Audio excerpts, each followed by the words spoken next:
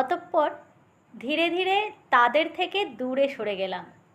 তাতে তাদের কিছু গেল আসলো না বটেই, কিন্তু পরে বুঝতে পারলাম আমি নিজে খুব ভালো আছি। তর্ক, মনোমালিন্য, বিবাদ সঙ্গে নিয়ে একসঙ্গে থাকার চেয়ে শত গুণে ভালো দূরে সরে থাকা।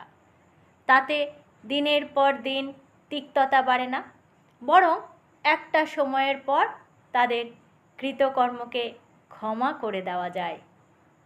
আসলে একটা সময় পর কারোর কাছে কৈফিয়ত দিতে ইচ্ছে করে না তর্কে জড়াতে, কারোর খারাপ ব্যবহারে চিৎকার করে তার সাথে ঝামেলা করতে ইচ্ছা করে না নিজেকে প্রমাণ করতে। জীবনের এই পর্যায়ে এসে নিজের জন্য ভাবতে ইচ্ছে করে ইচ্ছে মতন নিজের সঙ্গ পেতে, নিজেকে ভালোবাসতে। মানসিক শান্তিটাই তখন এক এবং একমাত্র কাম্য হয়ে দাঁড়ায়।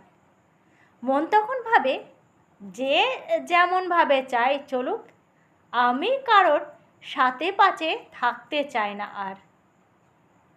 আমার লেখা। নমস্কার।